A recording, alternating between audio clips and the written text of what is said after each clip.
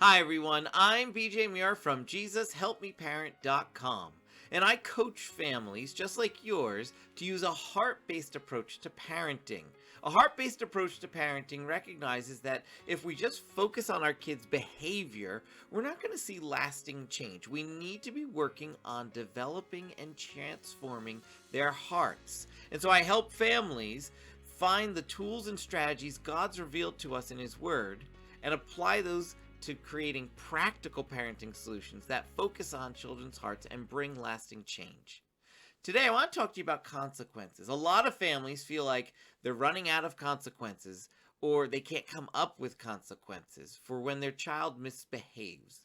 Today, I'm going to show you 3 different responses you can have to your children when they misbehave, so that way you're reserving consequences for when you really need them, and you have other ways of helping train your child's heart to do the right thing first.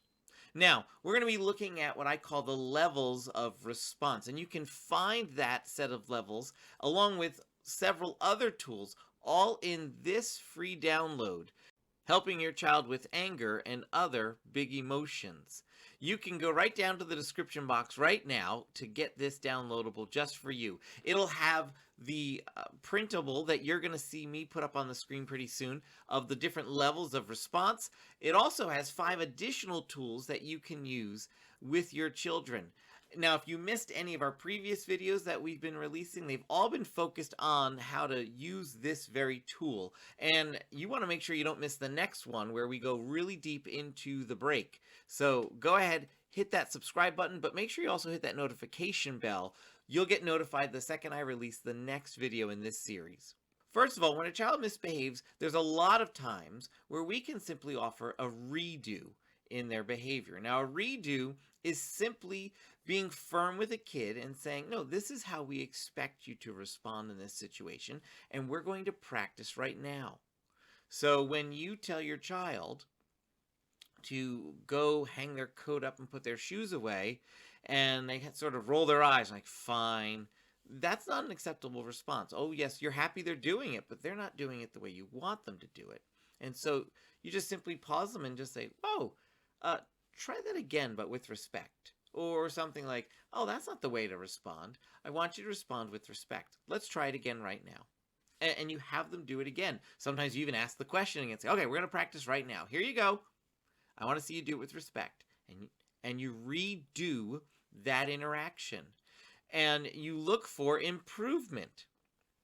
Now, if they don't get all the way there, if they improve, great. You say, that's a much better response. Go ahead and do it right now. Now, if they don't improve 100%, but you see some improvement, acknowledge that and then just model the right response. So if that kid goes from shrugging the shoulder and saying, fine, to saying, okay, mom, like that's better, but it's still not 100% there, right? So you just say, you know what? I see you made an improvement. Here's the right way. It's, all right, mom, you try right now. That way you've modeled it, and you're still saying, I recognize you made some improvement, but you're not all the way there.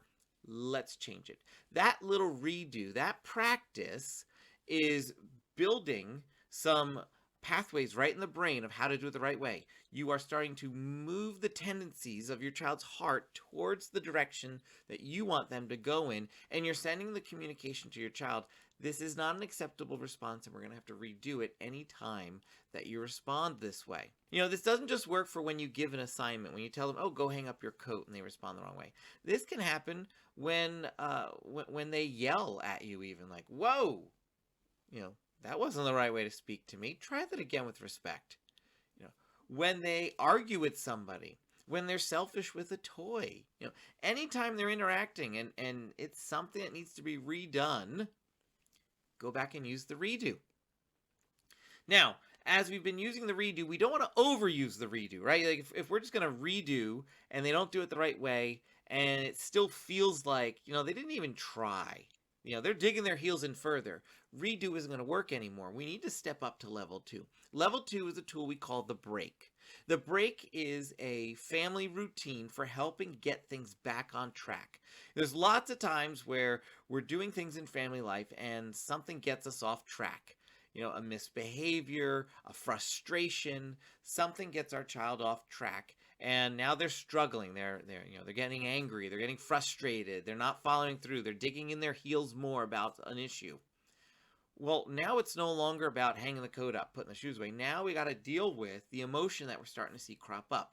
The sooner we deal with that emotion, the easier it is to deal with that emotion.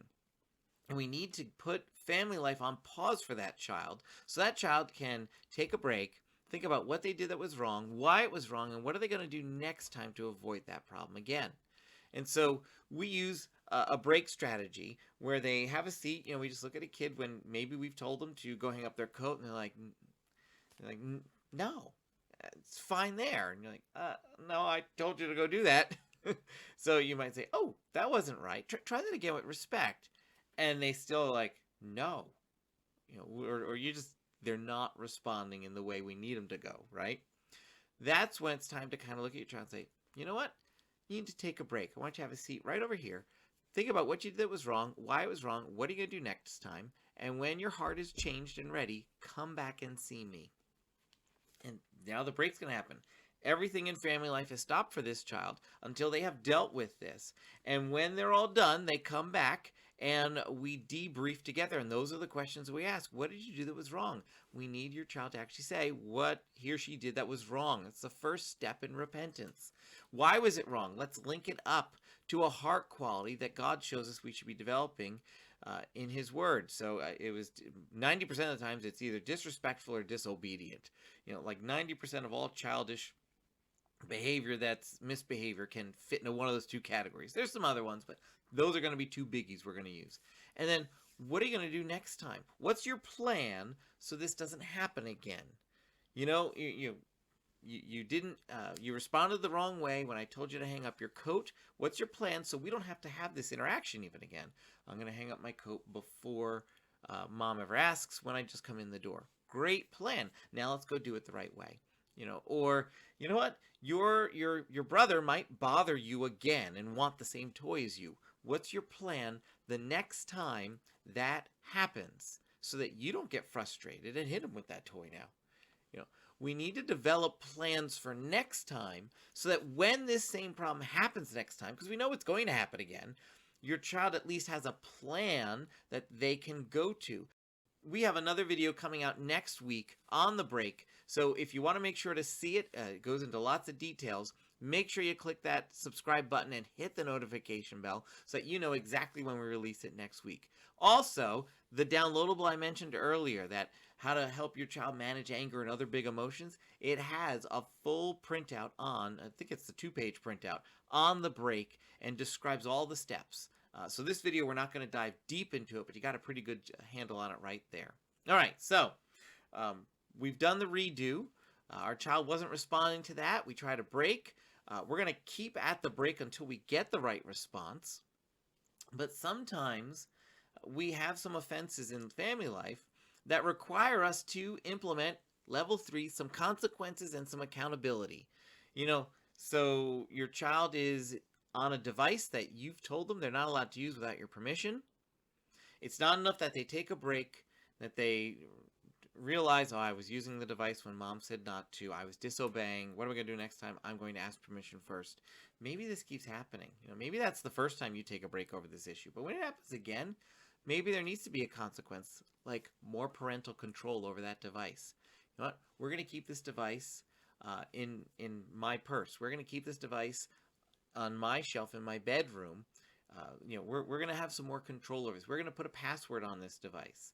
There needs to be some more parental control. Maybe, we've talked about not eating sweets and cookies and things like that plenty of times, and you keep sneaking into the pantry and having some.